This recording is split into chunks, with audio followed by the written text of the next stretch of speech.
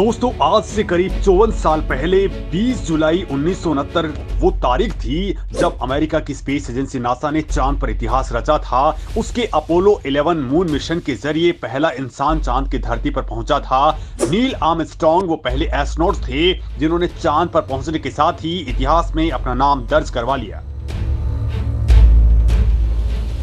उसके बाद उनके साथी बज एल्ड्रिन चांद के ऊपर उतरे। मतलब जब लोगों के घरों में मोबाइल नहीं था, इंटरनेट नहीं था, टीवी भी कमोबेश था, या ठीक से कहें तो वो तकनीक भी नहीं थी जो आज मौजूद है, तब चांद के ऊपर इंसान को उतार करके नासा ने इतिहास रच दिया था। हालांकि दोस्तों कई सारी थ्योरीज ऐसी हैं जिनके मुताबिक नासा का मशहूर अपोलो 11 मिशन एक बहुत बड़ा झूठ था।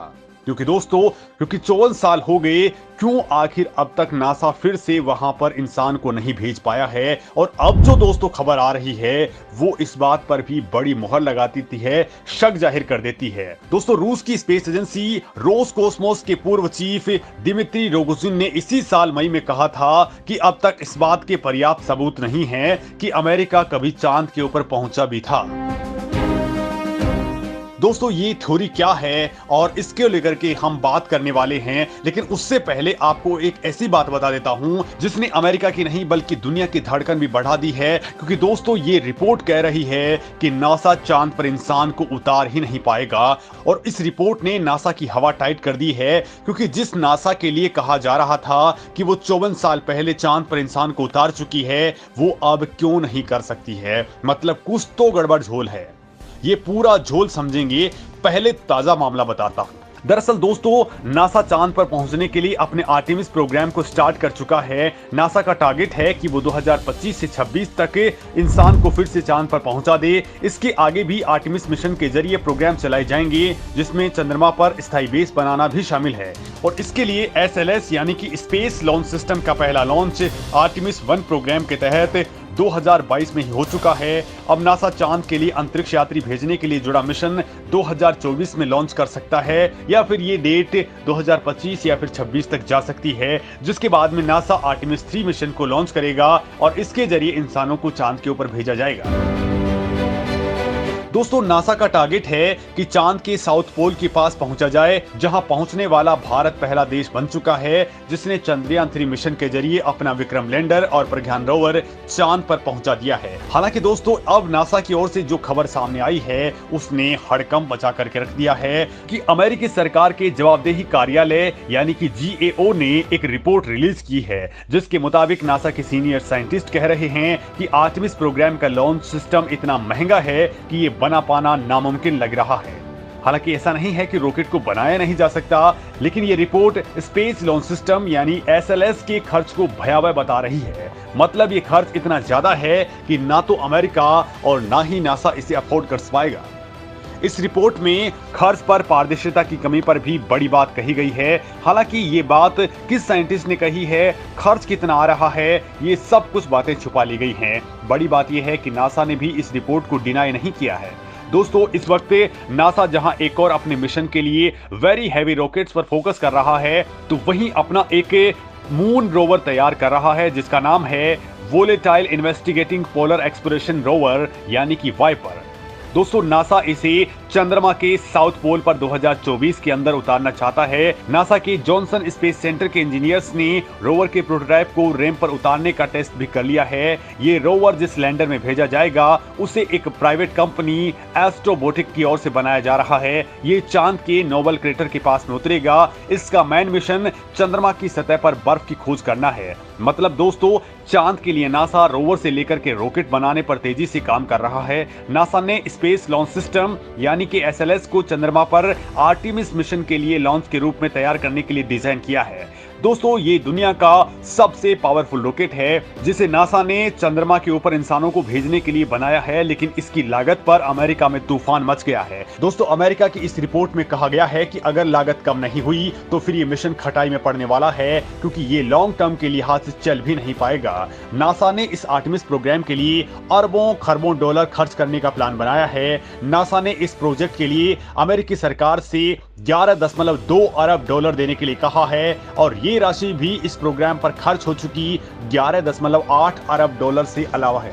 और दोस्तों ये राशि भी प्रोग्राम पर पहले से ही खर्च हो चुकी 11.8 अरब डॉलर की राशि के अलावा है। दोस्तों भारत ने जो मिशन लॉन्च किया था उसकी लागत थी 615 करोड़ रुपए, रूस ने जो मिशन लॉन्च किया था उसकी लागत थी 1600 करोड़ रुपए और अभी जापान ने जो मिशन लॉन्च किया है उसकी लागत आई है 831 करोड़ रुपए। लेकिन दोस्तों नासा अपने मून मिशन के ऊपर अभी तक ही 950 अरब रुपए से ज्यादा खर्च कर चुका है और अभी इतनी ही राशि उसे और चाहिए। आपको बता दूं कि नासा ने जब अपना अपोलो 11 मिशन लॉन्च किया था तब भी कहा गया था कि उसने 25 अरब डॉलर यानी कि आज के मुताबिक करीब 2 लाख करोड़ रुपए खर्च किए थे। यानी अब जो मिशन लॉन्च कर रहा है उससे कहीं ज्यादा खर्च वो पहले भी कर चुका है और यहीं से ही दोस्तों नासा के मिशन पर शक बढ़ जाता है। क्योंकि दोस्तों एक तो नासा से बहुत ही कम बातें निकल कर आती हैं लेकिन जो आई हैं वो शक और ज्यादा पैदा कर देती हैं। दोस्तों साल 2019 में जब भारत ने चंद्रयान 2 लॉन्च किया था तब एक सर्वे में अमेरिका में 6% लोग मान रहे थे कि मून लैंडिंग को लेकर के अमेरिका ने बहुत सारे झूठ बोले हैं। बड़ी बात यह है कि साल 1970 में हुए सर्वे के दौरान उस वक्त करीब 30% अमेरिकन ऐसा मान रहे थे कि अपोलो 11 मिशन की पूरी कहानी ही झूठी है। और दोस्तों इसके बाद साल 1976 में अमेरिकन नेवी के एक्स ऑफिसर और नासा के मून मिशन का हिस्सा रहे बिल केसिंग ने एक किताब लिखी थी जिसका नाम था we never went to the moon, America's $30 billion spindle. दोस्तों इस किताब में केसिंग ने उन तमाम थ्योरीज का जिक्र किया है जिससे अमेरिका का मून मिशन झूठा साबित होता है। हालांकि किताब सामने आने के बाद अमेरिका समेत कई बड़े देशों के साइंटिस्ट इन थ्योरीज को खारिज करते हुए इनकी काउंटर थ्योरीज भी बना चुके हैं। लेकिन केसिंग का दावा इससे कहीं ज्यादा मजबूत था क्योंकि वो उस कंपनी में बतौर टेक्निकल राइटर काम करते थे जिसने नासा के अपोलो 11 मिशन की रॉकेट सैटर्न V के लिए इंजन बनाया था। दोस्तों बिल केसिंग ने दावा किया था कि दोनों अंतरिक्ष यात्रियों ने चांद पर अमेरिका का नेशनल फ्लैग फहराया था, लेकिन चांद पर हवा है ही नहीं तो फिर ये झंडा फहराया कैसे गया। मतलब जब चांद पर हवा है ही नहीं तो वैक्यूम में झंडा कैसे उड़ सकता है। अंतरिक्ष यात्रियों द्वारा चांद से ली गई तस्वीरों में एक भी तारा दिखाई नहीं दे रहा है। ये कैसे संभव हो सकता है क्योंकि चांद पर तो कोई वायुमंडल है ही नहीं, लिहाजा फोटो अगर कुछ बिगड़ भी गई है तो भी कोई ना कोई तारा तो दिखना ही चाहिए था। तस्वीर में एक भी क्रेटर क्यों नहीं दिखाई दे रहा है, जबकि वहां पर भारत ने भी तो तस्वीरें रिलीज की है उनमें आपको क्रेटर ही क्रेटर नजर आ रहे हो। चांद पर उतरने वाले 11 टन के मॉड्यूल बालू पर खड़े दिखाई दे रहे थे, लेकिन उनका वहां पर कोई निशान क्यों नहीं बना और वहां नमी नहीं है फिर भी जूतों के निशान आखिर कैसे पड़ गए। बड़ी बात यह है कि एक तस्वीर में एस्ट्रोनॉट्स की अलग ही परछाई दिखाई दे रही है। अब चूंकि चांद पर अपनी कोई रोशनी तो है नहीं तो फिर ये परछाई कैसे बन गई, क्योंकि अगर ये सूरज की रोशनी से बनी होती तो तस्वीर में दिख रही बाकी चीजों की परछाई भी एक ही सिध में यानी कि पैरेलल होनी चाहिए थी। वहीं सबसे बड़ा सवाल ये कि धरती के चारों ओर एक खतरनाक रेडिएशन की बेल्ट मौजूद है जिसे वैन बेल्ट कहा जाता है। ये रेडिएशन इतना ज्यादा खतरनाक होता है कि अगर कोई इंसान इसे क्रॉस करना चाहे तो उसकी जान को खतरा हो सकता है। लेकिन फिर एस्ट्रोनॉट चांद पर कैसे पहुंच गए, वो भी बिल्कुल सेफली। हालांकि दोस्तों बाद में कुछ वैज्ञानिकों ने इनके जवाब देने की कोशिश की। नासा ने भी जून 1977 को एक फैक्ट शीट जारी की थी जिसमें उन्होंने ऐसे तथ्य बताए थे जो साबित कर सकें कि अपोलो 11 मिशन फर्जी नहीं था। लेकिन ये संदेह आज भी पैदा होता है। कुछ लोग आज भी कहते हैं कि इस पूरे घटनाक्रम को स्टूडियो में शूट किया गया था, तो कुछ लोग ये भी कहते हैं कि इस मिशन को अमेरिका ने रूस को स्पेस प्रोग्राम के अंदर हराने के लिए रचा था। इस मामले में वॉइस ऑफ अमेरिका के मुताबिक मून लैंडिंग की कॉन्स्पिरेसी थ्योरी के तहत यह भी कहा जाता है कि मशहूर हॉलीवुड डायरेक्टर स्टैनली क्यूब्रिक ने नासा के लिए मून लैंडिंग को एरिया 51 में फिल्माया था। एरिया 51 अमेरिका के नेवाडा में एयरफोर्स का एक क्लासिफाइड बेस है और इसको लेकर के नासा बहुत सारी चीजें आज तक छुपाता आया है। और दोस्तों बड़ी बात यह है कि आज तक ये पूरा का पूरा इलाका बेहद सीक्रेट रखा हुआ है। यहाँ सुरक्षा इतनी चाक चौबंद है कि परिंदा भी पर नहीं मार सकता है।